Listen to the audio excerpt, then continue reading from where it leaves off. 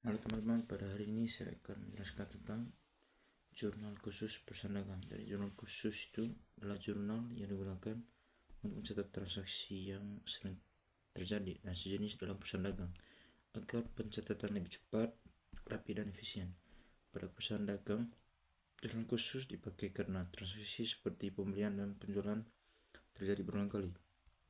Jenis jurnal khusus pertama itu jenis khusus perusahaan dagang, yaitu pertama itu jurnal pembelian untuk mencatat pembelian barang dagangan secara kredit. Yang kedua itu jurnal penjualan untuk mencatat penjualan barang dagangan secara kredit. Yang ketiga jurnal penerimaan kas untuk mencatat semua transaksi yang menambah kas, misalnya penerimaan pembayaran piutang, penjualan tunai, dan setoran modal. Juga jurnal pengeluaran kas untuk mencatat semua transaksi yang mengurangi kas, misalnya bayar utang, bayar listrik, dan bayar gaji. Yang berikut itu tujuan jurnal khusus: mempermudah pencatatan transaksi yang sering terjadi dan juga menghemat waktu, mengurangi kesalahan pencatatan, memudahkan pemindahan ke buku besar. Manfaat jurnal khusus dalam perusahaan dagang: mempercepat pencatatan karena transaksi yang terjadi seperti pembelian dan penjualan dicatat di tempat khusus dan juga lebih rapi dan teratur. Transaksi dikelompokkan sesuai jenisnya, jadi tidak tercampur. Juga mengurangi kesalahan karena formatnya sudah tetap, jadi lebih kecil kemungkinan salah tulis. Memudahkan pengecekan atau kontrol, dan juga lebih mudah mencari transaksi tertentu saat diperiksa. Juga mempermudah ke buku besar. Total transaksi juga bisa langsung diposting, tidak perlu satu persatu lah. Di sini ini kita sudah ada soalnya. Pertama itu berikut transaksi yang terjadi pada perusahaan dagang selama bulan Juni 2025. Dan untuk bentuk jurnal pembeliannya itu yang pertama itu ada tanggal 36, di mana itu dikembalikan barang dagangan pada toko Merauke senilai 200.000 karena harus dikembalikan barang dagangan pada toko dibeli dagangan pada toko Merauke seharga 7 juta dengan syarat 2/10 dan N/30. Buat yang tidak tahu itu, jadi misalnya itu contohnya itu 3/10, itu maksudnya pembelian mendapat potongan diskon 3% jika membayar dalam waktu 10 hari sejak tanggal transaksi. Dan untuk N/30 nya itu jika tidak mengambil diskon, maka jumlah penuh atau neto harus dibayar paling lambat 30 hari.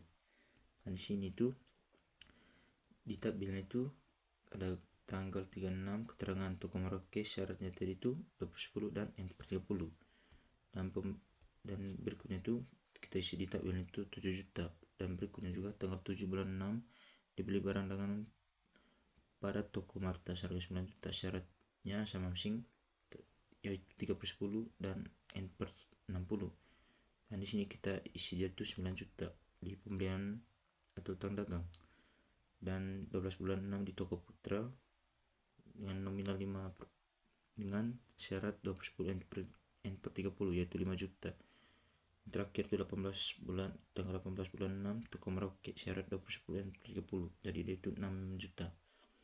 Dan berikut itu di jurnal pengeluaran kas. Jadi di sini itu di jurnal pengeluaran kas yang pertama itu ada tanggal 5 bulan 6 keterangannya itu toko Merpati pembelian 1.500.000, jadi itu di debit ya. Dan di utang dagang tidak ada, serba-serbi akun jumlah tidak ada, dan di kredit itu dia ada di kas 1.500.000.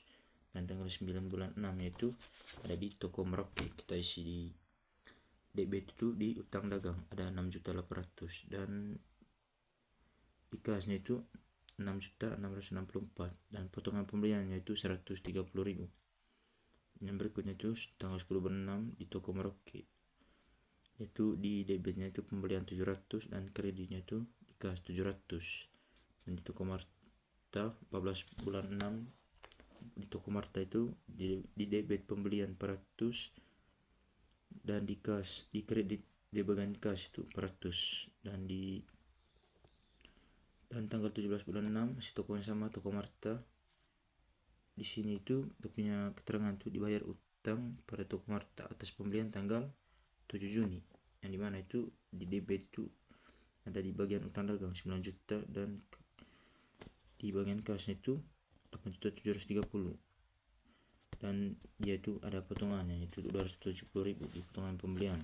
Dan tanggal 19 bulan 6 Tokoputra 5 juta di utang dagang di bagian debit tadi, dan di bagian kredit kas 4.900.000 untuk potongan pembeliannya itu sudah jelas 100.000.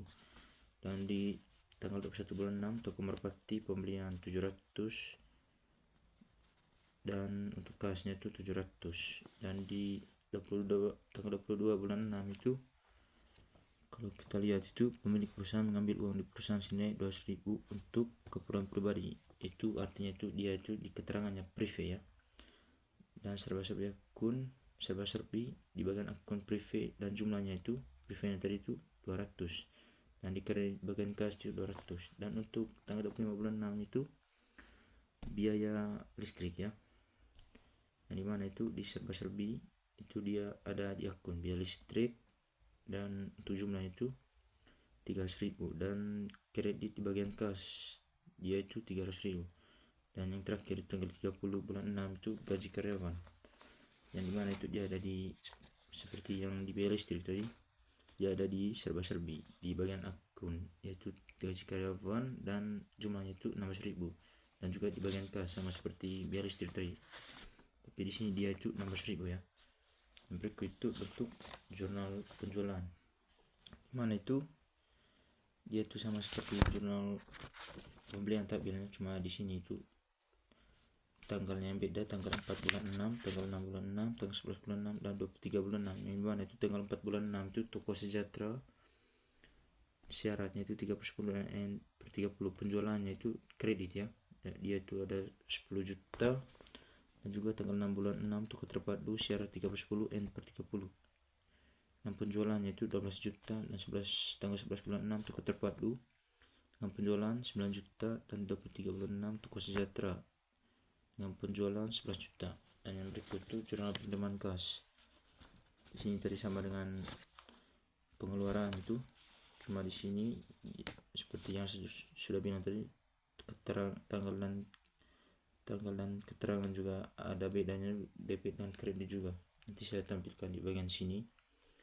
Dan yang terakhir itu ada jurnal umum ya, itu ada tanggal akun debit dan kredit. Yang pertama itu tanggal 2 bulan 6 itu akunnya itu gedung peralatan modal, yang dimana gedungnya itu di debit 200 juta dan peralatan di debit 20 juta dan modal di kredit 220 juta. Sedangkan tanggal 3 bulan 6 akunnya itu utang dagang dan retur pembelian, utang dagangnya di debit 200.000 dan returnya di kredit 200.000. Sedangkan tanggal 4 bulan 6 retur penjualannya itu di debit 4.000 dan piutang dagang 4.000. Dan tanggal 8 bulan 6 itu retur penjualan akunnya itu untuk nama akunnya retur penjualan dan kas. Di retur penjualannya itu di bagian debit 20.000 dan kasnya di bagian kredit 20.000. Dan juga tanggal yang terakhir tanggal 10 bulan 6 kasnya itu di bagian debit 30.000, sedangkan retur pembeliannya itu di bagian kredit 50.000. Itu saja yang saya bisa jelaskan. Sekian dan terima kasih.